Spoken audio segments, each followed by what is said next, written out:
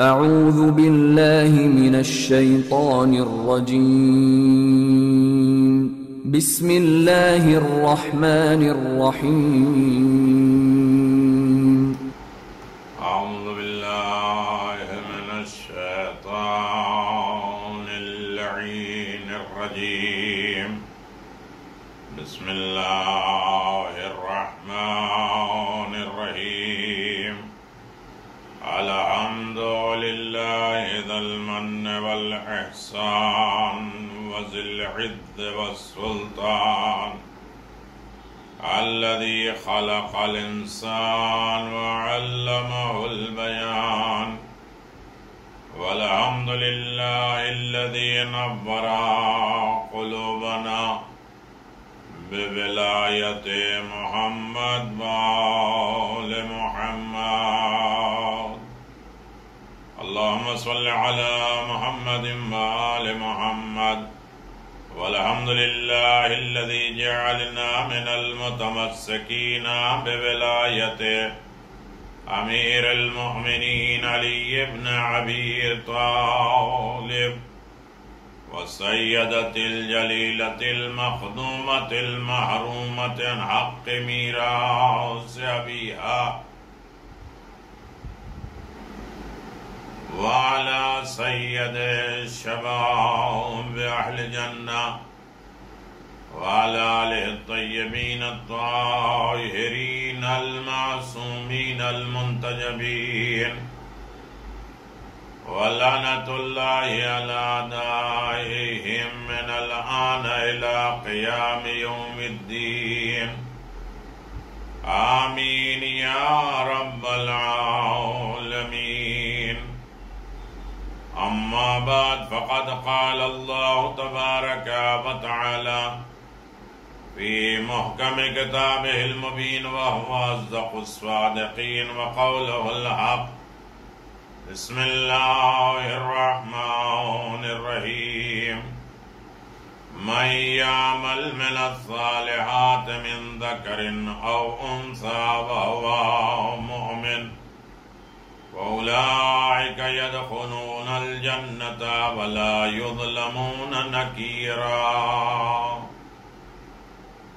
وقال علي بن أبي طالب عليه الصلاة والسلام الجنة جزاء كل مؤمن محسنا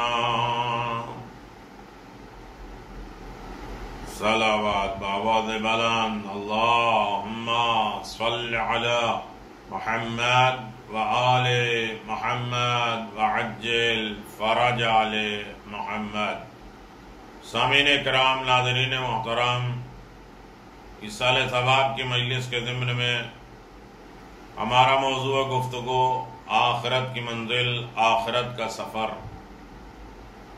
آخرت کا سفر بڑا مشکل سفر ہے،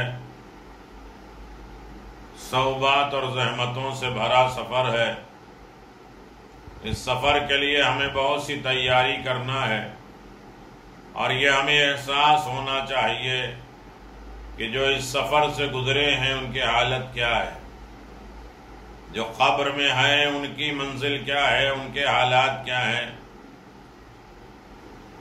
اعلان پروردگار ہے کہ جو بھی نیک اعمال انجام دے گا، چاہے وہ مرد ہو عورت ہو، بشرط کہ وہ صاحب ایمان بھی ہو، تو ان کو جنت میں داخل کیا جائے گا، اور ان پر ذرہ برابر بھی ظلم نہیں کیا جائے گا۔ امیر المؤمنین نے فرمایا جنت ہر نیک عمل انجام دینے والے صاحب ایمان کی جزا ہے۔ یقیناً مومن کے اعمال کی جزا، مومن کے اعمال کا طریقہ، ہر منزل پر انسان کو یہ دیکھنا ہے کہ مومن کے اعمال اہم ترین ہے۔ یہ قبر کی تیاری، آخرت کا سفر۔ ہم یہاں تک پہنچے تھے آخرت کے سفر میں کہ وہ فشار قبر میں سانپ 99 اژدہے ہوں گے جو اذیت پہنچائیں گے اور ایسے خطرناک ہوں گے کہ جو ان میں سے ایک بھی دنیا میں ایک سانس لے لے تو تمام ہریالی ختم ہو جائے. لہذا فشار قبر تو ہے، اس سے بچنا چاہیے. تو کیا بہت سے لوگ، ایک زمانہ تھا کہ جو پھانسی دی جاتی تھی تو جنازہ ویسے ہی لٹکا رہتا تھا. بہت سے لوگ ڈوب کے مر جاتے ہیں، ختم ہو جاتے ہیں، ان کے فشار قبر. یقیناً 8ویں امام نے اعلان فرمایا جس شخص کو سولی پہ چڑھا دیا جائے اس پر بھی فشار قبر ہوتا ہے. پہلے زمانے کے لوگوں کو سولی دی جاتی تھی، پھانسی دی جاتی تھی، اور مرنے کے بعد اسے نیچے نہیں اتارا جاتا تھا. جیسے زید شہید 3 سال تک برابر، امام زین العابدین کے بیٹے 3 سال تک برابر سولی پہ لٹکے رہے. بتائیے پھر کیا رہتا ہے؟ امام علیہ السلام نے فرمایا ہاں اللہ تعالی ہوا کو حکم دیتا ہے کہ وہ اسے فشار کرتی رہے. جس طرح زمین فشار قبر کرتی ہے اسی طرح ہوا بھی فشار کرتا ہے، دباتا ہے، نچوڑتا ہے. امام جعفر صادق علیہ السلام نے ارشاد فرمایا ہے کہ ہوا اور زمین کا پروردگار ایک ہی ہے. ہوا کو وہی کرتا ہے جو فشار کرتی ہے، اور قبر کو فشار سے بھی بدتر ہے ہوا کے فشار. اسی طرح دریا میں غرق ہونے والے یا درندہ جنہیں کھا لے، جانور جنہیں کھا لے، ان کے بھی فشار ہوتے ہیں. نعمات خدا کو ضائع کر دینے والے، برباد کرنے والے اور اللہ کی نعمت کے کفران کرنے والے ناشکرے لوگوں کو بھی فشار قبر ہوگا. اللہ نے ہمیں بہت سی چیزیں دی ہیں، اور بہت سی چیزوں سے اگر محروم رکھا ہے تو کم از کم یہ سوچیں کہ اللہ نے ہمیں عقل دی، ہاتھ پاؤں دیا، آدھا جوارے دی، بولنے کی طاقت دی. ان سے پوچھو جن کے زبان نہیں ہے، جن کی آنکھیں نہیں، جن کے ہاتھ پاؤں نہیں ہے. سڑک پہ جو فقیر بیٹھے ہیں ان سے بہتر تو ہمیں بنایا ہے. اگر 10-20 سے کمتر بنایا تو 150 سے ہمیں بہتر بھی بنایا ہے. تو کتنی نعمتیں جو ہمارے پاس ہے اس کو ہم احساس کریں. ہمارا مسئلہ یہ کہ جو نہیں ہے اس کے بارے میں سوچتے ہیں. تو جب انسان کوئی نعمت کو ضائع کر دیتا ہے، برباد کر دیتا ہے، ہاتھ اچھے تھے اس وقت تک کام نہیں لیا، گھٹنے اچھے تھے اس وقت تک ہم نے کام نہیں لیا، تو وہ ضائع ہو گئے، برباد ہو گئے، صحت خراب ہو گئی. اور پھر اس کے بعد ہم نے اللہ کی بہت سی نعمتوں کو ناشکری میں ضائع کر دیا. یہ بھی فشار قبر کا ذریعہ ہے. میں مسلسل کل کی مجلس آپ نے سماعت فرمایا کہ فشار کیا ہوتا ہے، دبایا کیسے جاتا ہے، کن کن چیزوں سے دبایا جاتا ہے. آج آپ کی خدمت میں جو گزارش کرنا ہے، شب جمعہ گزر گئی، جمعے کا دن آیا ہے. جمعہ اور شب جمعہ ظہر عصر کے بعد جمعرات کے دن جمعہ عصر تک جو کوئی مر جائے اس سے فشار قبر نہیں ہوتا. لیکن وہ اعمال جو عذاب قبر سے نجات دے دیتے ہیں، قبر کے عذاب بڑے سخت ہیں اور وہ اعمال بہت سے ہیں. لیکن مختصر میں آپ کی خدمت میں گزارش کر دوں، بہت سے لوگ ہیں کہ ایسی مجلسیں پین اور کاغذ لے کے لکھتے ہیں اور نہیں لکھ پاتے ہیں تو دوبارہ یوٹیوب پہ مجلسیں ہیں، اسے سن سکتے ہیں کہ ہدیہ میت کیا ہے، مغفرت میت کیا ہے، دعائیں کیا ہے، اور کس طریقے کے ہمیں اس میں ارکان کرنا چاہیے. اور یقیناً نہیں سمجھ میں آتا ہے تو پوچھ لیجیے. تو قبر بڑی سخت منزل ہے اور یہ ہمارے آخرت کے مرحلے میں سے ہے. ایک تو روح کیسے نکلتی، پھر دوسرا قبر ہے، اس کی تیاری ہمیں کرنا ہے. اور جب یہ سنیں گے تو ہمیں مرنے والے کا احساس ہوگا. امیر المؤمنین علی بن ابی طالب علیہ السلام فرماتے ہیں جو شخص ہر جمعہ، آج جمعے کا دن، جو سورہ نساء کی تلاوت کرتا ہے فشار قبر سے محفوظ رہتا ہے. روایت میں جو سورہ زخرف کی تلاوت کرتا ہے حق تعالی اسے قبر میں حشرات العرض و فشار قبر سے محفوظ رکھتا ہے. قبر کے تمام جانوروں سے وہ محفوظ رہتا ہے. جو شخص سورہ نون والقلم کو نماز فریضہ یا نافلے میں پڑھے گا حق تعالی اسے فشار قبر سے پناہ دے گا. امام جعفر صادق علیہ السلام نے فرمایا جو شخص جمعرات کو زوال کے وقت یا زوال جمعہ کے درمیان فوت ہو جائے تو اللہ تعالیٰ اسے فشار قبر سے محفوظ رکھے گا۔ امام رضا علیہ السلام، دیکھیے اتنی احادیث آپ سن رہے ہیں، یہی اجر و ثواب ہے۔ اپنے مرحومین کا تصور کریں، اپنے زندوں کے حیات کے لیے دعا مانگتے رہیں، اور اپنے قبر کی منزل کو آسان سے آسان بنانے کے لیے زیادہ سے زیادہ انہماک ہوں، تیاری کریں، آمادہ ہوں، توفیق الہی تعالی شامل حال ہو۔ امام رضا علیہ السلام نے فرمایا کہ نماز شب تمہارے لیے مستحب ہے، لیکن ائمہ معصومین رسول خدا کے لیے واجب۔ جو شخص بھی رات کے آخری حصے میں اٹھ کر 8 رکعت نماز شب، 2 رکعت نماز شفا، 1 رکعت نماز وتر اور قنوت میں 70 ٹائم 70 مرتبہ استغفر اللہ پڑھے، اللہ تعالیٰ اسے عذاب قبر، عذاب جہنم سے محفوظ رکھے گا، اس کی عمر دراز، روزی بڑھ جائے گی۔ نماز شب کے بہت سے فائدے ہیں بے انتہا، کم از کم نماز شب کے اوپر 15 ویڈیو بن سکتی ہیں، اور ہو کوئی امیدوار اپنے مرحومین کے لیے، اپنے زندوں کے لیے، تو اپنے نام بھیجیں، انشاءاللہ اس کے نام پہ بھی یہ چیزیں۔ اب لاک ڈاؤن میں ہم ایک سرمایہ جمع کر سکتے ہیں قوم کے لیے، اپنے لیے، نسلوں کے لیے۔ رہتی دنیا یاد رکھے گی کہ لاک ڈاؤن ہوا تھا، یہ بیماری آئی تھی، اس وقت کے یہ تحفے ہیں جو ہمارے لیے بزرگوں نے نہیں محنت کی ہوتی تو آج تک ہم تک نہیں آیا ہوتا۔ حضرت رسول خدا صلی اللہ علیہ وسلم فرماتے ہیں جو شخص سوتے وقت سورہ الہاکم التکاثر حتی زرتم المقابر، اگر یہ سورہ پڑھے گا تو وہ عذاب قبر سے محفوظ رہے گا۔ جو شخص ہر روز 10 مرتبہ کہے اعدعون لکل حول لا الہ الا اللہ پڑھے تو عذاب قبر سے محفوظ رہے گا۔ یہ دعا میں دوسری مجلس میں پڑھ چکا ہوں، آپ اسے سن لیجئے۔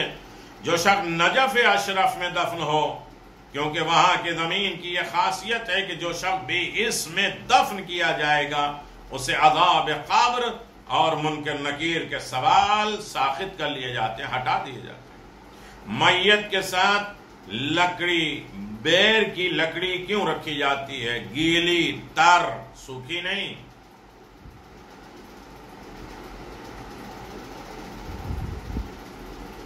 رکھنا عذاب قبر کے لیے فائدہ مند ہے۔ روایت میں میت پر اس وقت تک عذاب قبر نہیں ہوتا جب تک وہ 2 شاخیں اس طرح بیر کی لکڑی جو ہے وہ بغل میں دونوں لگائی جاتی ہے میت کے۔ اور بیر کا فلسفہ کیا ہے پھر انشاءاللہ گزارش ہوں گے۔ اور جب تک وہ گیلی رہتی ہے، تر رہتی ہے، خشک نہیں ہوتی، اس وقت تک میت پر عذاب نازل نہیں ہوتا۔ روایت میں کہ رسول خدا صلی اللہ علیہ وسلم ایک ایسی قبر کے پاس سے گزرے جس کے میت پہ عذاب ہو رہا تھا۔ آپ نے ایک شاخ طلب کی، ایک لکڑی منگائی، فرمایا جس کے پتے اکھیڑے گئے ہیں، ہٹائے گئے ہیں، توڑے گئے ہیں، اس کو درمیان سے کاٹ کر 2 حصے کیے۔ ایک حصہ میت کے سرانے رکھا، دوسرا میت کے پاؤں کی طرف رکھا، نیز قبر پہ پانی چھڑکا۔ ہم قبر کے اوپر جو پانی چھڑکتے ہیں وہ مرنے والے تک پانی نہیں جا پہنچتا، یہ اس کا ثواب کیا ہے؟ جو پانی چھڑکتے ہیں وہ مفید ہے، کیونکہ روایت میں ہے میت پر اس وقت تک عذاب نہیں ہوتا جب تک قبر کی خاک اس پانی سے تر رہتی ہے۔ قبر کے پانی سے وہ گیلی رہتی ہے اور مٹی بھیگی رہتی ہے تو اس وقت تک عذاب نہیں آتا۔ کسی کو بھی پانی پلائیں، درخت، مٹی، جمادات، نباتات، سب کو پانی پلانا ثواب ہے، لیکن مٹی اگر گیلی رہے گی، بھیگی رہے گی تو صاحب قبر کے اوپر عذاب نازل نہیں ہوگا۔ اور یقیناً جو شخص رجب کی پہلی تاریخ کو 10 رکعت نماز ادا کرے، ہر رکعت میں سورہ حمد کے بعد 3 مرتبہ سورہ توحید، تو وہ فشار قبر، عذاب روز قیامت سے محفوظ رہے گا۔ رجب کی پہلی شب کو مغرب کی نماز کے بعد 20 رکعت سورہ حمد اور توحید کے ساتھ پڑھنا عذاب قبر اس کے لیے فائدہ مند ہے۔ یہ ہم جمع کر لیں، سنیں، بعد میں دوسروں تک پہنچائیں۔ ماہ رجب میں 4 دن روزہ رکھنا اور اسی طرح ماہ شعبان میں 12 روزے رکھنا مفید ہے۔ سورہ تبارک الذی بیدہ الملک، سورہ ملک کو قبر پر پڑھنا عذاب قبر سے نجات دیتی ہے۔ چنانچہ ایک روایت ہے ابن عباس سے کہ ایک شخص ایک جگہ خیمہ لگائے، وہاں پر قبر کے وجود کا علم نہیں تھا کہ وہاں خیمے کے نیچے کوئی قبر ہے، اس نے سورہ تبارک الذی بیدہ الملک، سورہ ملک کی تلاوت کی، ناگہاں اچانک اس نے ایک صدا کو سنا اور جو کہہ رہا ہے کہ یہ سورہ نجات دینے والی ہے۔ اس نے اس واقعے کو رسول خدا کے پاس آ کے بیان کیا تو آپ نے فرمایا یہ سورہ نجات دہندہ ہے، نجات دیتا ہے، عذاب قبر سے بچاتا ہے یہ سورہ۔ حضرت امام محمد باقر علیہ السلام نے سورہ ملک کو کہا کہ یہ عذاب قبر سے بچاتے ہیں۔ دعوات روادانی میں رسول خدا صلی اللہ علیہ وسلم نے فرمایا جو شخص میت کو دفن کرتے وقت قبر کے پاس 3 مرتبہ کہے اللہم انی اسألک بحق محمد و آل محمد اللہ تعذب هذا المیت، یہ کہے اللہ تعالیٰ قیامت تک عذاب قبر سے اسے محفوظ رکھے۔ محمد و آل محمد پہ صلوات اور مومن کی گواہی بہت زیادہ فائدہ مند ہے مرنے والے کے لیے۔ شیخ توسی مصباح المتحجد میں رسول خدا سے روایت کرتے ہیں جو شخص شب جمعہ کو 2 رکعت نماز اس طرح پڑھے کہ ہر رکعت میں سورہ حمد 1 مرتبہ اور اذا زلزلت الارض زلزالها 15 مرتبہ پڑھے تو حق تعالیٰ اسے عذاب قبر اور قیامت کے خوف سے محفوظ رکھتا ہے۔ سب نوٹ کیا جائے، ہر دن شب جمعہ نہیں آتی، ہفتے کے بعد آتی ہے، اور یہ تیاری اپنے لیے 15 شعبان کو 30 رکعت نماز پڑھنا، ہر رکعت میں سورہ حمد کے بعد سورہ توحید 10 مرتبہ عذاب قبر کے لیے فائدہ مند ہے۔ اسی طرح 16 17 رجب کو نماز پڑھنا مفید ہے، پہلی شعبان کی شب کو یہی نماز پڑھنا بہت زیادہ فائدہ مند ہے۔ پہلی شعبان کو سورہ حمد اور سورہ توحید کے ساتھ ساتھ 100 رکعت نماز پڑھنا، جب فارغ ہو تو 50 مرتبہ سورہ قل اللہ پڑھے۔ یہ سارے اعمال شعبان میں بیان کیے جا چکے ہیں اور اس کے فائدے، اس کے طریقے بیان ہوئے ہیں۔ ایسے ہی 24 شعبان کو بھی 100 رکعت نماز اسی طرح پڑھے، ہر رکعت میں سورہ حمد اور 1 مرتبہ اذا جاء نصر اللہ والفتح 10 مرتبہ، اور 15 رجب کو 50 رکعت نماز سورہ حمد اور توحید اور سورہ فلق اور ناس کے ساتھ پڑھنا عذاب قبر کے لیے فائدہ مند ہے۔ جیسا کہ شب عاشور 100 رکعت نماز پڑھنا، یہ سب عذاب قبر سے محفوظ ہونے کا ذریعہ ہے۔ آپ کہیں گے یہ کیا لے کے بیٹھے ہیں؟ بہت سے لوگوں کے لیے فائدہ مند ہے۔ قبر بڑی سخت منزل ہے، ہم اپنے مرنے والے کی مشکلات کو دیکھیں، یاد رکھیں۔ خاک شفا، کربلا کی خاک کو کفن میں رکھنا اور منہ اور چہرے پہ ملنا اور اعضائے سجدہ پہ رکھنا، یہ بہت زیادہ فائدہ ہے، عذاب قبر سے محفوظ رہتا ہے۔ امام جعفر صادق علیہ السلام نے ارشاد فرمایا کہ اگر 40 آدمی میت کے پاس حاضر ہو کے کہیں اللہم انا لا نعلم منہ الا خیرا وَأَنْتَ عَالَمُ مِنَّا بِهِ مِنَّا، اغفر لے، پروردگار اس کے بارے میں خیر کے علاوہ میں کچھ نہیں جانتا، تو جانتا ہے بہتر، لیکن معاف کر دے، تو عذاب قبر سے محفوظ رہتا ہے۔ بنی اسرائیل میں ایک عابد تھا، بڑی جلدی میں بات آگے بڑھاؤں، ہمیں برزخ تک جانا ہے، قبر کی منزل آسان نہیں ہے، بہت روایتیں کم از کم اشرے چاہیے قبر کے سلسلے میں بات کرنے کے لیے۔ بنی اسرائیل میں ایک عابد تھا عبادت گزار، جس کے متعلق اللہ کے عالم نے حضرت داؤد علیہ السلام کو وحی فرمائی کہ یہ ریاکار ہے، دکھاوا ہے، جو بھی عبادت کرتا ہے دکھاوے کے لیے کرتا ہے، خلوص کے لیے نہیں۔ جب وہ عابد مر گیا، فوت ہوا، تو حضرت داؤد اس کے جنازے میں شریک نہیں ہوئے، مگر 40 آدمی نے اس کی نماز جنازہ پڑھی، کہا اللہم انا لا نعلم منہ الا خیرا وانت عالم بہ منا فاغفر لہ۔ اللہ اکبر، نماز جنازہ میں یہ دعا پڑھتے ہیں، ہزاروں برائیاں ہم جاننے کے بعد بھی جنازے میں کھڑے کے کہتے ہیں پروردگار اس خیر کے علاوہ میں کچھ نہیں جانتا۔ اللہ کہتا ہے فرشتوں مٹا دو، میرے 40 بندے مومن نے گواہی دی اس کے بارے میں، تو اس کے لیے اچھا لکھ دو اور برائی کو مٹا دو۔ مومن کی اتنی قدر پروردگار کرتا ہے۔ 40 آدمی آئے اور انہوں نے بھی یہی گواہی دی، چونکہ انہوں نے اس کے باطن کی خبر نہیں تھی، اس کے اندر کی بات، اس کے عمل کے بارے میں کسی کو نہیں معلوم تھا۔ حضرت داؤد کو وحی ہوئی کہ تم نے اس پر نماز کیوں نہیں پڑھی؟ تو آپ نے عرض کیا بار الہ تو نے ہی تو بتایا تھا کہ عابد ریاکار ہے۔ آواز قدرت آئی، وہ خبر درست تھی، صحیح تھی وہ بات، لیکن لوگوں نے حاضر ہو کر اس کی اچھائی کی گواہی دی، لہذا میں نے اس کے گناہ کو بخش دیا۔ اللہم صلی علی محمد و آل محمد وعجل فرج آل محمد۔ سامعین محترم، اللہ مومن کے رتبے کو کتنا عالی بناتا ہے۔ یہ اللہ کا فضل و کرم ہے کہ وہ سب ہمارے گناہ اور غلطیوں کو جاننے کے باوجود مومن کی گواہی کی امپورٹنس رکھتا ہے، مقام رکھتا ہے۔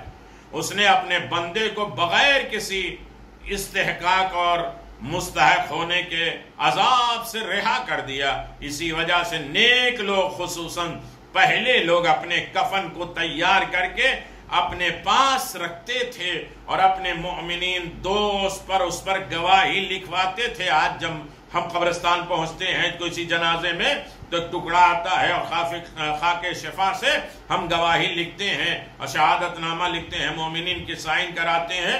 یہ بہت فائدہ مند ہے جو قبر میں لے کے جاتا ہے، لیکن پہلے لوگ یہ اپنا کفن پہلے تیار کرتے تھے، لکھا کے پہلے رکھتے تھے اور مومنین سے اسے گواہی کراتے تھے۔ یہی بھی چاہیے، اور اپنے کفن پر گواہی تحریر لکھوائیں، مومنین کے دستخط کروانے کے بعد اسے اپنے پاس رکھیں تاکہ یہ گواہی ہماری بخشش کا ذریعہ بن سکے، نجات کا ذریعہ بن سکے۔ یہ ہے قبر کی منزل، بڑی سخت منزل ہے قبر کی۔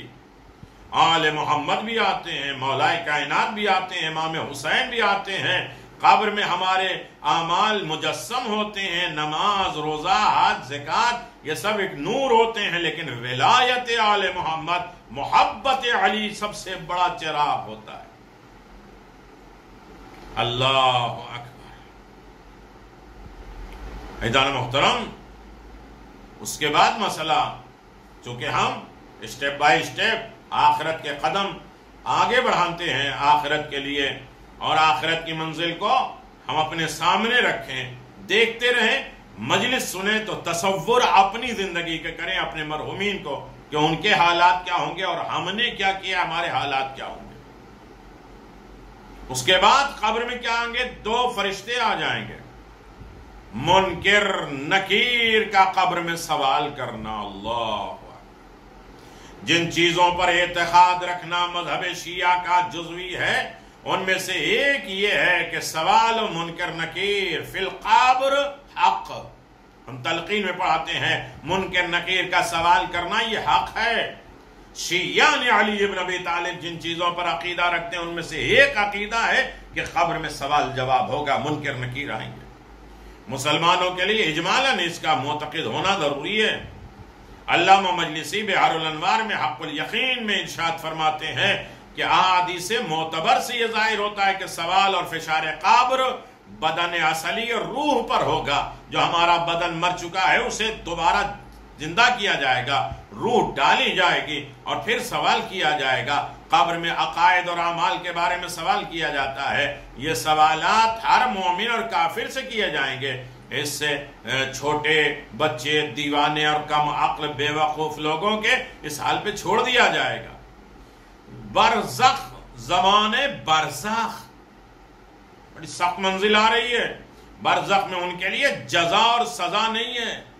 نماز، روزہ، حج، زکوٰۃ، خمس، محبت اہل بیت، نیز، عمر اور مال کے بارے میں سوال کیے جائیں گے۔ تمہاری عمر، مال کے بارے میں سوال کیے، جیسے کہ امام زین العابدین علیہ السلام سے ایک روایت میں نقل ہے کہ عقائد اسلامیہ کے بعد دریافت کیا جائے گا ہمارے عقیدے کیا ہیں، توحید، عادل، نبوت، امامت، قیامت، ان تمام چیزوں کے بارے میں پوچھا جائے گا۔ پھر اس کے بعد کہیں گے ان عمر کا ما فی ما افنیتہ وما لک من عین اکتسبتہ فیہ، اتلقفتہ، اپنی عمر کو کہاں ضائع کیا، اپنی عمر کہاں گزاری، مال کیسے کمایا اور کہاں خرچ کیا. یہ نہیں کہ مال کہاں خرچ کیا، کیسے حاصل کیا، کیسے خرچ کیا. بعض لوگوں کی زبانیں گنگ ہو جائیں گی، نہیں بول پائیں گے. جو اذان کے وقت باتیں کر رہے ہوں گے، اذان کے وقت گفتگو کریں گے، ان کی زبان بند ہو جائے گی. اسی یوٹیوب پہ نہج البلاغہ کے سلسلے میں 77 چیزیں زبان کے سلسلے میں نے بیان کی ہے. اور زبان سے انسان کم از کم 300 جرم کرتا ہے، غلطیاں کرتا ہے. قبر میں منکر نکیر پوچھتے رہیں گے، ہم سوال جواب نہیں دے پائیں گے، ہماری زبان بند ہو جائے گی. میرے مومنین، یہ سب مصائب ہیں، یہی بہترین ایصال ثواب ہے. خوف کی وجہ سے جواب نہیں دے پائیں گے یا غلط جواب دیں گے. فرشتوں کے سوال پہ کہتے ہیں ڈر میں بھول جائیں گے صاحب کو، اسی لیے تلقین کرائی جاتی ہے. سن اور سمجھ، تمہارا خدا ایک ہے، تمہارا رسول، تمہارے امام، تمہارے قرآن، تمہارا دین، تمہارا مذہب، سب کچھ اسے بتایا جاتا ہے، یاد دہانی کرائی جاتی ہے. عزیزان محترم، فرشتوں کے سوال پہ کہتے ہیں کہ تم خدا ہو. کبھی کہتے ہیں، لوگ کہتے ہیں محمد مصطفیٰ کوئی رسول ہے. اللہ دنیا میں ان عقائد سے وابستہ رہے تو ٹھیک ٹھیک جواب دے گا. صحیح جواب دینے والوں کے لیے قبر کو اس کے حد نظر جہاں تک نگاہ جا سکتی ہے قبر کو پھیلا دیا جاتا ہے. عالم برزخ آرام اور نعمت خدا سے فائدہ اٹھاتے ہوئے گزر جاتا ہے. فرشتے اسے کہتے ہیں کہ نم نوم کا عروس، نئی شادی والی عورت کی طرح سو جاؤ. اصول کافی میں اگر تم نے سب سوال جواب صحیح دے دیا تو جیسے جس کی نئی شادی ہوتی ہے اور سو جاتی ہے، اس طرح آرام سے سو جاؤ. اصول کافی کی حدیث ہے. اگر کافر اور منافق ہے اور صحیح جواب نہیں دے پایا، یا غلطیاں اور گناہ کرنے والا صحیح جواب نہیں دے پایا، تو اس کے قبر جہنم کے ایک دروازے کھول دیے جائیں گے. آگ، سانپ، بچھو، سارے کیڑے مکوڑے اس کے قبر پہ ڈال دیے جائیں گے اور اس کی قبر آگ سے بھر جائے گی. اللہ اکبر. جیسے کہ اللہ تعالیٰ خود فرماتا ہے وَأَمَّا إِن كَانَ مِنَ الْمُكَذِّبِينَ الضَّالِّينَ فَنُزُلُّ مِنْ حَمِيمٍ وَتَصْلِيَةِ الْجَحِيمِ. سورہ واقعہ. اگر جھٹلانے والے گمراہ میں سے ہیں تو ان کی مہمان کھولتا پانی، حمیم، پھوڑے پھنسی کے مواد، اللہ اکبر، جہنم میں داخل کر دیا جائے گی. امام جعفر صادق علیہ السلام نے فرمایا ان 3 چیزوں کا منکر ہمارا شیعہ نہیں ہے. معراج کا جو منکر ہے، انکار کرے کہ جسمانی ہوئی ہے یا جو ہے بدنی ہوئی یا روحانی ہوئی، جو انکار کرے وہ ہمارا شیعہ نہیں ہے. قبر میں جو سوال و جواب کا انکار کرے کہ نہیں ہوگا کچھ، ہم مولا کے چاہنے والے، ہم سے کوئی سوال نہیں ہوگا، ہم یا علی علی کہتے رہیں گے، جس اشعار میں سنتے ہیں کہ قبر میں فرشتے آئیں گے، ہم یا علی علی کہتے رہیں گے، کوئی سوال نہیں. نہیں، ہم کہتے ہیں وہ ہمارا شیعہ ہی نہیں جو سوال و جواب کا منکر ہو. فرشتے مرغوب نہیں ہوتے، وہ حکم خدا کے اطاعت کرتے ہیں، جب تک کام پورا نہیں کریں گے نہیں جائیں گے. اور تیسری چیز شفاعت. یقیناً ہم گناہگار ہیں، آخرت محشر میں بہت سے گناہ رہیں گے اور بہت سے اعمال ہمارے قبول نہیں کیے جائیں گے. اس وقت آل محمد ہماری شفاعت کریں گے. تو معراج اور سوال قبر و شفاعت کا میرے شیعہ انکار نہیں کرتے. قبر میں 2 فرشتے ایسے ڈراؤنی صورت میں، خوف زدہ صورت میں آتے ہیں، اللہ اکبر، کہ ان کی آواز بجلی کی طرح گرج رہی تھی. میں ایک آسمان کی بجلی برداشت نہیں کر سکتے، ان کی آواز بجلی کی طرح گرج رہی ہوگی، آنکھیں بجلی کی طرح چمکدار ہوتی ہیں. وہ آ کر سوال کرتے ہیں من ربوں کا، تیرا رب کون ہے؟ من نبیوں کا، تیرا نبی کون ہے؟ ماں دینوں کا، تیرا دین کیا ہے؟ من اماموں کا، تمہارا امام کیا ہے؟ چونکہ اس حالت میں میت کے لیے جواب دینا بڑا مشکل ہے، جیسا کہ گزر چکا ہے، بڑا مشکل ہے، اور وہ مددگار کا محتاج ہوتا ہے. اس لیے میت کو 2 مقامات پر ان کے عقیدے کی تلقین کری جاتی ہے. ایک جب قبر میں لٹایا جاتا ہے تو تلقین پڑھی جاتی ہے، ایک مرتبہ قبر بند کر کے لوگوں کو بھیج کے اکیلا انسان جو ہے وہ تلقین پڑھتا ہے تاکہ وہ گھبرائے نہیں، ڈرے نہیں، خوف زدہ نہ ہو. اللہ اکبر. پہلے قبر میں اتارنے کے بعد بہتر یہ ہے کہ داہنی ہاتھ سے ایک جو قبر کے مرنے والے کا بازو پکڑتے ہیں، اپنا رائٹ کو اس کے لیفٹ داہنے طرف اور اپنے بائیں سے اس کے بائیں ہاتھ کو پکڑتے ہیں اور اس کے کندھے کو پکڑ کے ہلاتے ہیں، اس کا نام لیتے ہیں، اس کے باپ کا نام لیتے ہیں. اور دوسرا، جب میت کو دفن کر دیا جاتا ہے، سنت ہے میت کا قریبی رشتہ دار لوگوں کے چلے جانے کے بعد قبر کے سرہانے بیٹھ کر بلند آواز سے تلقین پڑھے، اور بہتر ہے کہ اپنی دونوں ہتھیلی کو قبر پر رکھے اور اپنے منہ کو قبر کے نزدیک کرے، اسے سنائے. اگر کسی دوسرے کو تلقین کے لیے نائب قرار دیتا ہے تو یہ بھی درست ہے. روایت میں ہے کہ جب تلقین پڑھی جاتی ہے تو منکر نکیر سے کہتا ہے آؤ چلیں، اس کی حجت کے لیے تلقین پڑھ دی گئی ہے، اب پوچھنے کی ضرورت نہیں ہے. وہ بغیر سوال کے واپس چلے جاتے ہیں.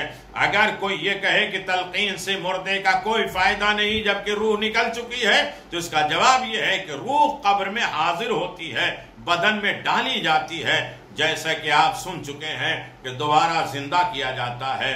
مگر وہ بہتر کلام سنتا بھی ہے، سمجھتا بھی ہے، اور جو کچھ بھی اس جگہ پہنچتا ہے اس کے تمام زبانوں کو سمجھنا یکساں ہے. عربی ہو، فارسی ہو، ہر زبان اس کے سامنے کھول دی جاتی. اللہ اکبر. صلوات پڑھ دیں محمد و آل محمد.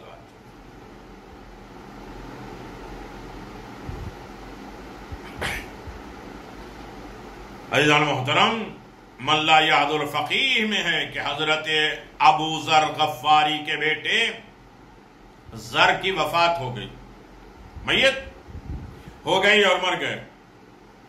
تو آپ اس کی قبر کے سرہانے بیٹھ گئے اور اس کی قبر پہ ہاتھ پھیر کر کہا،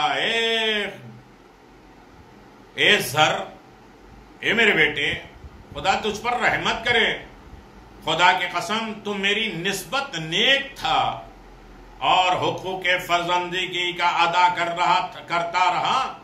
اب جیسے بیٹے کو ہونا چاہیے ویسا تو کر رہا تھا، اب جبکہ تجھے مجھ سے لے لیا گیا تو سے خوش ہوں. بخدا مجھے تیری جان کا کوئی غم نہیں ہے، مجھے اللہ کے سوا کسی سے کوئی حاجت نہیں ہے. اگر مجھے مرنے کے بعد پیش آنے والی دشواریوں کا خوف نہ ہوتا تو تیرے بجائے میں خود مرنے کے لیے تیار ہو جاتا، لیکن میں چاہتا ہوں کہ چند روز اور گناہوں کی توبہ اور اس عالم میں تیاری میں صرف کر دوں. تم مر گئے، میرا دل چاہتا میں مر جاتا، لیکن میری قبر کی منزل، ہر آدمی یہ سوچے کہ میری قبر کی منزل بڑی مشکل ہے. ابو ذر جیسا صحابی یہ کہتا ہے میں چاہتا ہوں چند دن اور دنیا میں رہیں، اپنے گناہوں کی توبہ کریں، استغفار کریں اور قبر کی تیاری کریں. ہم اور آپ کیا اس میں نہیں ہے. بے شک تیری دشواری کے غم نے مجھے تیرا غم کرنے کے بجائے اس چیز میں مشغول کیا. میں نے قبر دیکھی، مرنے والے کو دیکھا، دفن کیا، مجھے اور احساس ہوا کہ ایسی عبادات اور اطاعت کروں جو تیرے لیے مفید اور فائدے ہو، اور ایسی چیز نے مجھے تیری جدائی میں گھومنے باز کر دیا، کھلنے سے باز کر دیا. خدا کی قسم میں اس لیے غمناک نہیں ہوں کہ تو مرا ہے، مجھ سے جدا ہو گیا، بلکہ میں اس لیے غمگین اور غمزدہ ہوں کہ تجھ پر کیا گزر رہی ہوگی. ہمارا مسئلہ ہے کہ ہمارا کوئی مر جاتا تو ہم تڑپتے ہیں اپنے لیے، ہمارا کیا ہوگا، اب ہمارا کیا ہوگا، اب ہمارا کیا ہوگا، یہ ہو گیا اب کیا ہوگا. یہ سوچا اس کے اوپر کیا ہو رہا ہے. ابھی موقع ہے اس کے بارے میں غور کرنے کے لیے، فکر کرنے کے لیے، آمادہ ہونے کے لیے. میں اس لیے نہیں ڈر رہا ہوں کہ تم جدا ہو گیا، میں ڈر اس لیے رہا ہوں، خوفزدہ ہو رہا ہوں کہ تیرے اوپر کیا حال ہے، تیرا کیا حال ہوگا. کاش مجھے علم ہوتا کہ تو نے کیا کیا اور تجھے کیا حکم ملا. خدا بند میں نے اسے وہ تمام حقوق بخش دیے جو میرے متعلق تھے. باپ کی خدمت تھی، باپ کی اطاعت تھی، باپ کے واجبات تھے، جو کچھ بھی میں نے بخش دیا. جو میرے متعلق اس پر واجب تھے، اور تو اسے اپنے حقوق معاف فرما میرے پروردگار جو تو نے اس پر واجب کیے تھے، کیونکہ تو اپنی بخشش اور سخاوت کے اعتبار سے مجھ سے زیادہ سزاوار ہے۔ حضرت امام جعفر صادق علیہ السلام نے منقول کیا اور انہیں نقل کیا گیا، امام جعفر صادق علیہ السلام نے فرمایا جب مومن کو قبر میں داخل کیا جاتا ہے تو نماز اس کے داہنی طرف، زکوٰۃ اس کے بائیں طرف، اور بر نیکیاں اچھائیاں احسان اس کے سر پر سایہ فگن رہتی ہیں۔ جتنی اچھائیاں نیکیاں احسان اس نے کیا ہے سب اس کے سر پہ سایہ رہتی ہے، صبر اس کے قریب رہتا ہے۔ اللہ اکبر۔ جس وقت دونوں فرشتے سوال کرتے ہیں تو صبر اور نماز زکوٰۃ نیکیاں کہتا ہے کہ اپنے مالک کو کہتے ہیں گھبراؤ نہیں، لو یعنی میت کی حفاظت کرو۔ جب بھی یہ عاجز ہوتا تھا تو میں ہی ان کے نزدیک ہوتا تھا۔ اللہ اکبر۔ میرے عزیزو، بڑا سخت مقام ہے۔ امام جعفر صادق علیہ السلام اور امام محمد باقر علیہ السلام فرماتے ہیں جب مومن مرتا ہے تو اس کے ساتھ 6 صورتیں اس کی قبر میں داخل ہوتی ہیں۔ 6 صورت، 6 فیس داخل ہوتی ہے، جن میں سے ایک اس کی نسبت زیادہ نورانی، ایک دوسرے سے زیادہ نورانی، چمکدار، پاکیزہ اور خوشبودار ہوتی ہیں۔ ان میں سے ایک داہنی طرف رائٹ سائڈ، دوسرے بائیں طرف، تیسرے سامنے، چوتھے سر کی طرف، پانچویں پاؤں کی طرف کھڑی رہتی ہیں، اور جو سب سے زیادہ نورانی، سب سے زیادہ چمکدار ہوتی ہے وہ سر پہ سایہ فگن ہوتی ہے۔ جس طرح سے بھی سوال کیا یا عذاب آتا ہے تو اس طرف کھڑی صورت اس کے اور میت کے درمیان حائل ہو کر روکتی ہے۔ نورانی صورت تمام سے مخاطبہ ہو کے کہتی ہے خدا تمہیں جزائے خیر دے، تم کون ہو؟ داہنی طرف والی کہتی ہے اس کی نماز ہوں، بائیں طرف والی کہتی ہے میں اس کی زکوٰۃ ہوں، چہرے کے مقابل والی صورت کہتی ہے کہ میں اس کا روزہ ہوں، سر کی طرف والی کہتی ہے میں اس کا حج اور عمرہ ہوں، جو صورت اس کے پاؤں کی طرف ہوتی ہے وہ کہتی ہے میں اس کا وہ احسان ہوں جو یہ مومن بھائی سے کرتا تھا۔ یہ تمام صورتیں پوچھی جائیں گی کہ پوچھا جائے گا تم کون ہو جو ہم سے اتنی زیادہ نورانی اور خوشبودار ہو، ہم سب سے نور سے افضل ہو، پانچوں نور سے؟ جواب آئے گی ولایہ آل محمد، محبت اہل بیت کا چراغ ہے جو تم پانچوں نور سے ہم افضل ہیں۔ ایک صلوات پڑھ دیں محمد و آل محمد، اللہم صلی علی محمد و آل محمد۔ شیخ صدوق علیہ السلام نے علیہ الرحمہ نے ماہ شعبان کے روزے کی فضیلت کے بارے میں روایت نقل کی ہے کہ جو شخص اس مہینے میں 9 روزے رکھے تو منکر نکیر کے سوالات کے وقت اس پر مہربان ہو جاتے ہیں۔ امام محمد باقر علیہ السلام نے فرمایا ایک روایت میں اس شخص کے لیے بے شمار فضیلت وارد ہے جو 30 رمضان کو شب بیداری کرتے ہیں، شب عید کو 100 رکعت نماز پڑھتے ہیں۔ اعمال شب عید ہے، لوگوں نے کیا ماشاءاللہ اس لاک ڈاؤن میں بھی کرایا۔ میں ان فضائل میں سے ایک یہ بھی ہے کہ حق تعالیٰ اس سے منکر نکیر کے خوف کو دور کرتا ہے اور اس کی قبر سے ایک ایسا نور نکلتا ہے جو تمام دنیا کو منور کر دیتا ہے۔ رسول خدا صلی اللہ علیہ وسلم نے فرمایا خضاب کے 4 خاصیت ہے، ان میں سے ایک یہ ہے کہ منکر نکیر اس سے حیا کرتے، جس کے سفید داڑھی ہو گئی، سفید بال ہو گئے، ایسے چھوڑ نہ دو، خضاب لگاؤ۔ خضاب مفید ہے، فائدہ مند ہے، اس میں سے کلر، خضاب، مہندی جو بھی اس زمانے میں ہے لگاتے رہو، اس کے بہت سے فائدے ہیں، یہ ہمارا موضوع نہیں ہے لہذا نہیں بیان کریں گے۔ لیکن اگر انسان خضاب لگاتا ہے تو قبر میں منکر نکیر اس سے حیا اور شرم کرتے ہیں۔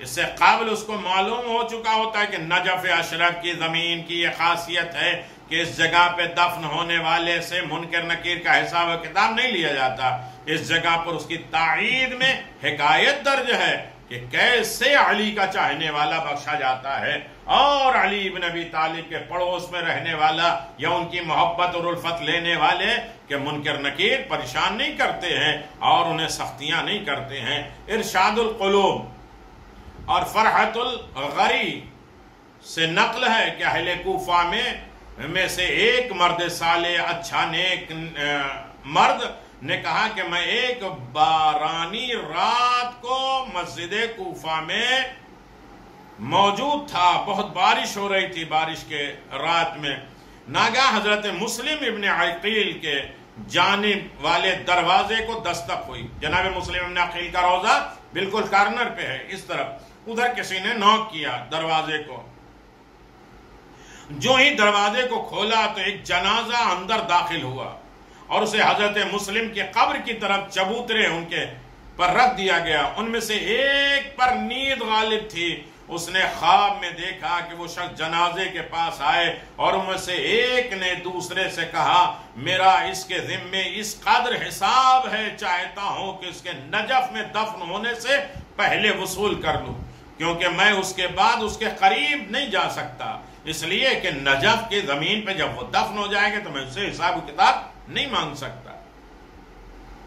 وہ شخص خوف کے مارے بیدار ہوا اور اپنے ساتھیوں سے تمام حقیقت بیان کی۔ انہوں نے اس وقت جنازے کو اٹھا کر نجف اشرف کے حدود میں داخل کیا تاکہ حساب اور عذاب سے نجات پا جائے۔ اللہ اکبر۔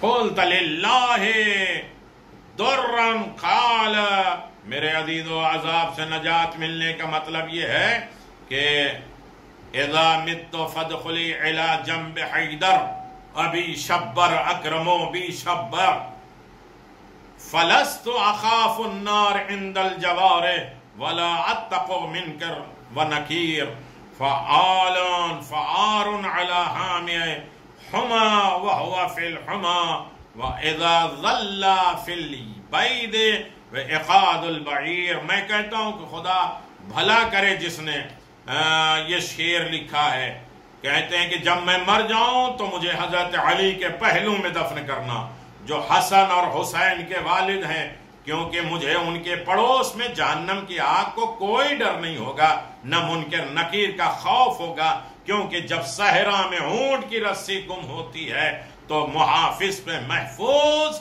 چیز کو پیش کرنا عار ہے جب تک وہ اس کی حفاظت نہ ہو۔ حضرت علی ابن ابی طالب کے لیے یہ عار ہے کہ وہ ملائکہ عذاب کے سپرد کر دیں، یہ علی ابن ابی طالب چاہنے والے کو کبھی فرشتوں کے عذاب میں نہیں ڈالیں گے۔ میرے عزیزو، یقیناً استاد اکبر نے کہا، آپ نے فرمایا کہ میں نے ایک دفعہ حضرت ابو عبداللہ الحسین امام حسین علیہ السلام کو خواب میں دیکھا اور پوچھا یا حضرت کیا آپ کے قریب میں دفن ہونے والے سے بھی سوال ہوگا منکر نکیر کا؟ تو آپ نے فرمایا کس فرشتے کی جرأت ہے کہ اس سے سوال کرے؟ مثل عرب میں سے ہے احما من مجیر الجیار، یعنی فلاں آدمی اپنے پناہ میں آنے والے کی حمایت میں ڈر جاتا ہے۔ کسی کے گھر میں کوئی داخل ہو جائے، باہر سے کوئی پوچھنے والا آئے تو جس کے گھر میں مہمان ہے میزبان لڑنے کے لیے تیار ہو جاتا ہے، اس وقت اس کو کچھ نہیں کر سکتے اس لیے کہ میرے گھر میں پناہ لیے ہوئے۔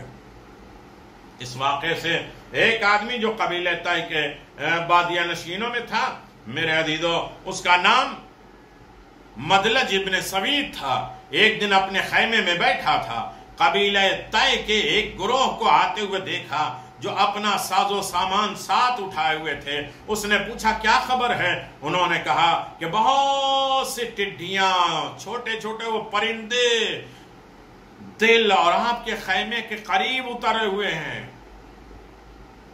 ہم انہیں پکڑنے کے لیے آئے ہیں۔ مدلج نے جب ان کو ارادہ معلوم کیا تو فوراً اٹھ کر اپنے گھوڑے پر سوار ہو گئے اور اپنے نیزے کو سنبھال کر کہا خدا کے قسم جو بھی ان ٹڈیوں کو نقصان پہنچائے گا میں اسے قتل کروں گا۔ یہ ٹڈی دل میری پناہ میں ہیں، تم انہیں پکڑنے کا ارادہ کرو، ایسا ہرگز نہیں ہو سکتا، یہ میرے انڈر میں ابھی ہے، اسے کچھ نہیں بگاڑ سکتے۔ وہ مسلسل ان کی حمایت کرتا رہا یہاں تک کہ دھوپ نکل آئی، وہ ٹڈی دل اڑ گئے اور اس وقت ان کے لیے یہ ٹڈی دل میرے پڑوس میں منتقل ہو۔ کبوتروں کو لوگ مارے تھے، کتنا واقعہ ہو، وہ حرم کعبہ میں پناہ لے لیا جہاں انہیں کوئی اذیت نہیں پہنچا سکتا۔ اللہ اکبر، کیسی سخت منزل ہے قبر کی، احساس کرے میں برزخ تک جانا۔ آج تھوڑا سا نرم چیزوں پہ تاکہ انسان نا امید نہ ہونے لگے۔ امید اور توفیق کے لیے طلبگار رہے۔ کتاب حبل المتین میں ہے کہ میر معین الدین اشرف نے جو روضہ امام رضا علیہ السلام علیہ ساکنہا آلاف السلام و تحیت الاکرام کہ نیک خدام میں سے تھا، خادم میں سے تھا، کہا کہ میں نے خواب میں دیکھا کہ میں محافظ خانہ مبارک ہوں، امام رضا علیہ السلام کے گھر کی حفاظت کرنے والا ہوں، تجدید وضو کے لیے اور نئے وضو کے خاطر روضہ مبارکہ سے باہر نکلا۔ جو ہی میں امیر علی شیر کے چبوترے کے قریب پہنچا تو میں نے ایک بہت بڑی جماعت کو صحن مطہر میں داخل ہوتے ہوئے دیکھا، جن کے آگے آگے ایک نورانی اور عظیم الشان ہستی ہے، ان لوگوں کے ہاتھوں میں بیلچے ہیں۔ جو ہی وہ صحن مقدس میں پہنچے، اس بزرگ نے جو رہنمائی کر رہا تھا ایک خاص قبر کی طرف اشارہ کرتے حکم دیا، اس قبر کو کھود کر خبیث کو باہر نکالو۔ اللہ اکبر۔ یقیناً اس وقت انہوں نے قبر کو کھودنا شروع کیا اور میں نے ایک شخص کے قریب جا کے پوچھا، یہ بزرگ جنہوں نے حکم دیا ہے کون ہے؟ اس نے کہا یہ امیر المؤمنین علی ابن ابی طالب علیہ السلام ہے۔ اسی حالت میں میں نے دیکھا کہ 8ویں امام ضامن حضرت امام رضا روضہ مبارک سے باہر تشریف لائے اور خدمت حضرت امیر المؤمنین نے پہنچ کے سلام کیا۔ حضرت امیر المؤمنین نے سلام کا جواب دیا۔ امام رضا علیہ السلام نے عرض کیا، دادا جان میں آپ سے سوال کرتا ہوں اور امید ہے کہ آپ اس شخص کو معاف فرمائیں گے کیونکہ اس نے یہاں آ کر میرے روضے میں پناہ لی ہے، لہذا آپ میری خاطر اسے معاف فرمائیں۔ کتنا مہربان امام ہے، رؤوف امام، امام رضا۔ اللہ سب کو زیارت امام رضا کا شرف عنایت فرمائے۔ بہت شفیع، بہت مہربان ہے، غریب الغربا ہونے کے ساتھ ساتھ اپنے چاہنے والوں کے لیے بڑے مونس مددگار ہے۔ مولا امیر المومنین سے کہتے ہیں میرے پناہ میں ہے، اسے معاف کر دیے میری خاطر، کیونکہ اس نے یہاں آ کر میری پناہ لی، لہذا آپ میری خاطر اسے معاف کر دیں۔ حضرت نے فرمایا آپ جانتے ہیں کہ یہ فاسق فاجر شراب خور ہے؟ عرض کیا مجھے معلوم ہے مولا، لیکن اس نے مرتے وقت اپنے رشتہ داروں کو وصیت کی تھی کہ وہ اسے میرے حرم میں دفن کرے، مجھے امید ہے کہ آپ معاف فرمائیں گے۔ حضرت نے فرمایا میں اسے تمہاری خاطر معاف کرتا ہوں۔ حضرت تشریف لے گئے، میں خوف کے مارے بیدار ہوا اور روضہ مبارکہ کے دوسرے خدام کو بیدار کیا اور اس جگہ پر پہنچے جسے میں نے خواب میں دیکھا تھا۔ ہم نے ایک تازہ قبر دیکھی جس سے کچھ مٹی بکھری ہوئی تھی۔ میں نے پوچھا یہ قبر کس کی ہے؟ انہوں نے کہا اسے ایک اتراک آدمی جسے کل ہی دفن کیا تھا، حاجی علی بغدادی امام عصر ارواح لنا فدا کی خدمت میں مشرف ہوئے۔ حاجی علی امام زمان عجل اللہ تعالی فرجہ الشریف کی خدمت میں امام سے ملاقات ہوئی، زیارت ہوئی، آپ سے سوال نقل کیے۔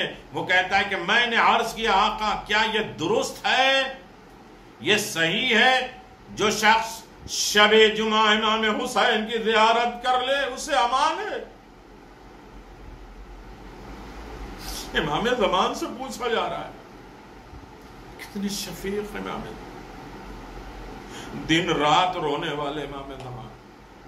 کیا مولا یہ صحیح ہے جس نے امام حسین کی زیارت کے لیے وہ امان، حفظ و امان میں رہے؟ اللہ سب کو اس بلا اور اس بیماری سے دور رکھے، زیارت حسین کا تحفہ عنایت فرمائے۔ یہ 5ویں مجلس ہے اس مرحومہ کے لیے، سحر بانو بنت ذوالفقار، لیکن کل سے دوسرے مرحومین کے سلسلے میں یہ مجلسیں ہوں گی انشاءاللہ۔ برزخ آخری سفر کی منزلوں تک ہم پہنچیں گے، ہمارا سپورٹ کریے۔ اور کمک کریے، اپنے مرحومین کو بھیجیے۔ بہترین موقع ہے سے وقت میں جب ہم اپنے مرحومین کو بھی یاد کریں، اپنے لیے بھی یاد کریں۔ کیا شب جمعہ زیارت کرنے سے امان میں پا جاتے ہیں؟ امام زمان نے فرمایا، ہاں خدا کی قسم آپ کی آنکھوں سے آنسو بھی جاری ہوئے اور رونے لگے امام زمان۔ میں نے عرض کیا آقا مسئلہ درپیش ہے۔ فرمایا پوچھو۔ میں نے عرض کیا کیا 1269 میں ہم نے امام رضا کی زیارت کی، اور ایک بدو عرب جو مشرقی نجف اشرف کے علاقے سے تعلق رکھتا تھا، اس سے ہماری ملاقات ہوئی۔ ہم نے اس کی دعوت کی اور اس سے پوچھا کہ ولایت امام رضا علیہ السلام کے بارے میں تیرا کیا خیال ہے؟ اس نے کہا بہشت ہے، جنت ہے، جو امام رضا سے محبت کرے ان کی ولایت کے اقرار کرے۔ آج 15 روز سے میں امام رضا کا مال کھا رہا ہوں، منکر نکیر کو کیا حق پہنچتا ہے کہ وہ قبر میں میرے نزدیک آئے؟ میرا گوشت و پوش ان کے مہمان خانے کا کھانا بنا ہے۔ امام عصر نے فرمایا یہ صحیح ہے۔ علی ابن موسیٰ رضا تشریف لا کر اسے منکر نکیر سے نجات دلاتے ہیں، اور خدا کی قسم میرا دادا ضامن ہے۔ امام زمان کہتے ہیں کہ جو امام رضا کے نام پہ کھائے پیے، اور انہی کے صدقہ اس لیے اکثر لوگ اپنے گھر میں کھانا بناتے ہیں، نظر امام رضا کا کرتے ہیں، ہر کام ہر چیز امام رضا کے ضامن میں رکھ دیتے ہیں تاکہ وہ امام رضا کا مہمان بن جائے اور اسے قبر میں منکر نکیر پریشان نہ کریں۔ میرے عزیزو سلسلہ جاری ہے، اور کل قبر سے تیسری منزل پر ہم جائیں گے، برزخ، جو بڑی سخت منزل ہے۔ یہاں تو آل محمد کا کمال ہے، وہ ہمیں بخشش کا ذریعہ دیتے ہیں، نجات کا وسیلہ دیتے ہیں۔ امام زمان کہتے ہیں کہ میرے دادا امام رضا ہر عالم میں اپنے چاہنے والوں کی نصرت اور مدد کرتے ہیں۔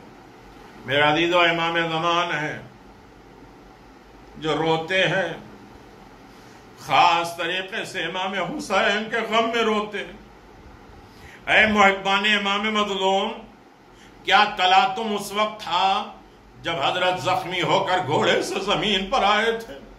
شمر نے سر اقدس کو بدن سے جدا کرنا چاہا۔ امام زمان بہت یاد کرتے، بہت روتے ہیں میرے مولا۔ اللہ اکبر، خدا آپ کو کسی غم میں نہ رولائے، آپ کو آمادہ کرے غم حسین میں رونے کی۔ پروردگار جس کے رونا نہیں آتا دعا مانگ لے، اللہ غم اہل بیت میں رونے کی دولت دے دے۔ یہ قطرہ آنسو تمام گناہوں کا کفارہ، قبر کی آبادی، سکون، اطمینان، مرنے والوں کی بخشش کا ذریعہ اور نجات کا ذریعہ ہے۔ صاحب خصائص حسینیہ لکھتے ہیں کہ ظالموں نے 3 مرتبہ حضرت پہ تلوار لگائی۔ ایک تو اس وقت جب حضرت گھوڑے پر سوار تھے، دوسرے جب حضرت گھوڑے سے گر کر خاک پر بیٹھے ہوئے تھے اور اشقیاء نے چند ضربتیں حضرت پر لگائی، تیسرا جب حضرت خاک پر گر پڑے تو چند ضربتیں آپ کے گلوے مبارک پر لگائی، اور گلا کاٹنے کے ارادے سے اس ظالم نے یہ حرکت کی۔ جب امام حسین علیہ السلام نے غش سے آنکھ کھولی، دیکھا شمر خنجر بکف سینے پہ لیے ہوئے سوار ہے۔ اللہ اکبر، حسین کے سینے پہ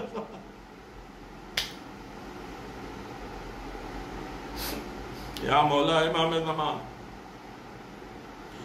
بس روایت ہے کہ ابھی مخنف نے آپ نے اتنا فرمایا، یا شمر ان کانا لَبُدَّ لَكَ مِن قَتْلِ فَاسْقِنِي شَرْبَةَ الْمَاءِ، اے شمر اگر تجھے میرا قتل ہی منظور ہے تو پہلے تھوڑا سا پانی پلا دے۔ ہمیں زمان کتنا روتے اس پر۔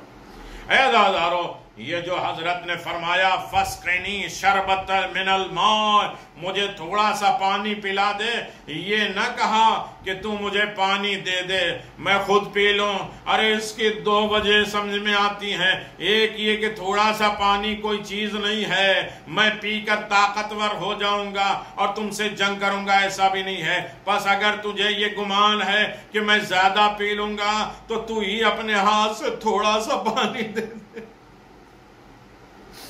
دوسری وجہ یہ ہے کہ حضرت کمال درجہ کی وجہ سے ضعیف اور ناتوانا تھے اور اتنی طاقت نہیں تھی میرے عزیزو کہ کوزے کو اٹھائے خود پانی پیئے، اس سبب سے فرمایا تو ہی پلا دے، مگر شمر شکیل قلب تھا اور جواب میں کہنے لگا حیاتا حیاتا لا تذوق الماء لا تذوق الموت۔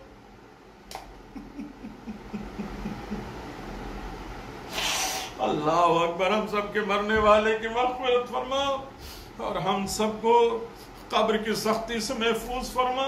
جن لوگوں نے یہ سال ثواب کی مجلس کی، پروردگار ان کی روزی میں برکت، انہیں سکون اطمینان عنایت فرما، سب اولادوں کو اس لائق بنا کہ اپنے مرحومین کو یاد کر سکے، حسین کا دریا بنا سکے۔ سنو گے میرے عزیزو، شمر نے کیا کہا؟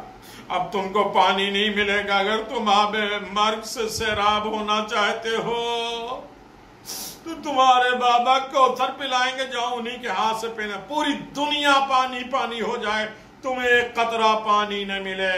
ارے جس کے صدقے میں اللہ نے پانی کو پیدا کیا ہو، سیدہ کی مہر قرار دیا ہو، کائنات میں میٹھا پانی حسین کی وجہ سے ہو، وہی حسین پیاسا جا رہا ہے۔ اللہ مرحومین کے نام پہ پانی تقسیم کرو تاکہ قبر میں اس کی پیاس دور ہو، حساب و کتاب میں اس کے لیے آسانی پیدا ہو۔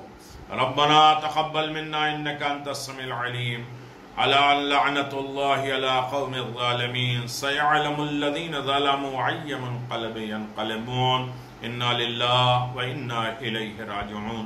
پروردگار ہماری اس قلیل سی عبادت کو قبول فرما، اسے قلیل نے بلکہ کثیر میں شمار فرما، اسے احسن جزا کے ساتھ محشور فرما، ہمیں تمام فتنے آفات اور بلاؤں سے محفوظ فرما۔ پروردگار ہمیں زیادہ زیادہ مجلسوں میں شرکت، ذکر آل محمد سننے کی توفیق عنایت فرما، ہمیں تمام فتنے آفات اور بلاؤں سے محفوظ فرما، عزت و کامرانی کی زندگی عنایت فرما، ہم سب کے مرحومین کی مغفرت فرما، زندوں کی حفاظت فرما، فتنوں سے محفوظ فرما، یہ سحر بانو بنت ذوالفقار علی کے درجات کو بلند فرما، اور ان کے شوہر ان کے بچوں نے یہ سال ثواب کی مجلسیں رکھائی ہیں، پروردگار ان کے قبروں کو روشن فرما، ان کی قبر کو روشن فرما، انہیں حساب و کتاب سے بچائے رکھنا، اور وہ قبر میں محسوس کریں کہ میری اولاد نے مجھے 5 مجلسیں تحفے میں بھیجی ہے، اور قبر نورانی ہو جاتی ہے، پوری قبرستان کو بانٹتے ہیں اور بتاتے ہیں کہ میرے اولاد میرے شوہر نے یہ تحفہ بھیجا ہے۔ وہ قبرستان والے کہتے ہیں کہ صرف تمہارے لیے نہیں، اس کی تحفے کی وجہ سے تو پورا قبرستان معاف ہو گیا، پورے قبرستان کے درجات بلند ہوئے۔ اسی طرح ہم سب کو مرحومین کو یاد کرنے کی توفیق عطا فرما، ذکر حسین کے ذریعے اپنے مسائل کو دور کریں، اپنی روزی کی تنگی کو دور کریں، زیادہ سے زیادہ زیارت عاشوراء، ذکر حسین، مجلس حسین، یہ ہم صرف مجلس نہیں منعقد کر رہے ہیں، کتنے بڑے تحفے ہیں۔ حسین ابن علی نے کہا تھا کہ ہم امر بالمعروف نہیں عن المنکر کے لیے نکل رہے ہیں، تو یہ مجلسیں اچھائیوں کی دعوت ہے، برائیوں سے روکنے کا وسیلہ۔ کسی ایک بندے کے دل میں یہ بات اتر جائے تو ہماری نسلیں آباد ہو جائیں گی، لہذا مرحومین کے نام بھیجیے اور سلسلے وار پوسٹر چھپے، اور اس کے بعد آخرت کی منزل کو ہم آپ کی خدمت میں اچھی طرح بیان کر سکیں۔ السلام علیکم ورحمۃ اللہ وبرکاتہ۔ ایک مرتبہ سورہ حمد اور 3 مرتبہ سورہ اخلاص کی تلاوت کر کے سحر بانو بنت ذوالفقار حسین کی روح کو احسان کریں۔ بسم اللہ الرحمن الرحیم، الحمدللہ رب العالمین الرحمن الرحیم مالک یوم الدین، اهدنا الصراط المستقیم، تعالیم غیر